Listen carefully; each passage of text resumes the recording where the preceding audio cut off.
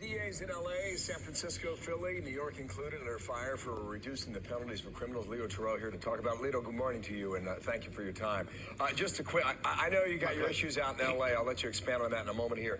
But here in New York, this fella that Eric Sean just mentioned over the weekend, he stole $2,200 worth of merchandise from a local pharmacy, came back later that same afternoon and stole more merchandise. He was arrested. He had a package of heroin fall out of his sock, Leo. So he faced a robbery charge. That was dropped. And he was charged with 2 counts of petite larceny and related low-level offenses. I got to think, whether it's New York or L.A. or Philly or name your city, that this does not end well, Leo. It's not going to end well, Bill. Let me be very clear. This encourages more crime because that gentleman in New York, or that defendant, had a weapon.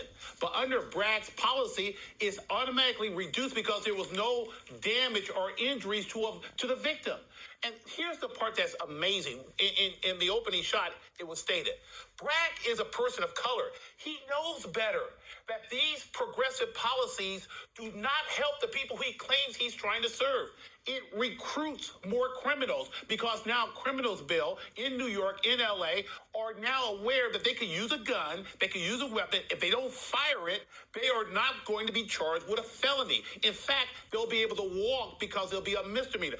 That means they're going to recruit young kids, young children to join their gang or their criminal operation. This is crazy. Yeah. It does not work. You know, Leo, yesterday on Fox Business, Charlie Gasparino in the afternoon was reporting on the number of phone calls City Hall's taken from people who, very influential New Yorkers, they are very rich, they spend a lot of money here, and they're worried about the safety and the future of the city, and they're not quite sure how much more they should invest in the town until they get better clearance and guidance. And I will give you case in point, soundbite number 2. This is Greg Hunt. He owns a well-known billiards pool hall in Lower Manhattan.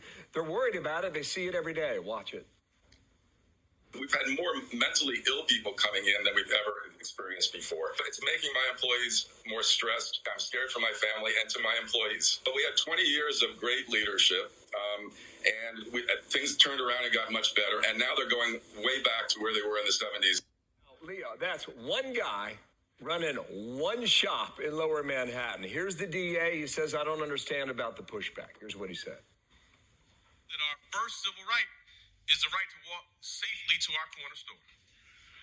But we also know that safety has got to be based in our community and fairness and cannot be driven solely by incarceration. Okay, now, Leo, you know the topic well. You've been in the courtroom for decades.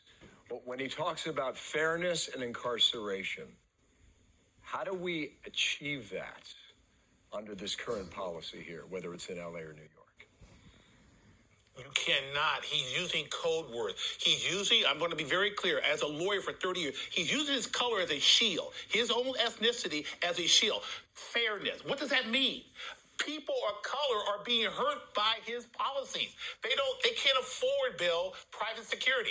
So he's talking about fairness. It's some type of reflection of what happened 35, 40 years ago. We have people of color like himself in power of responsibility. The need to enforce the law. And what's happening here is that he is claiming that this is helping people of color. This is helping the city. It's not. It's hurting. People of color want law protection, and he's taking it away. It doesn't make sense.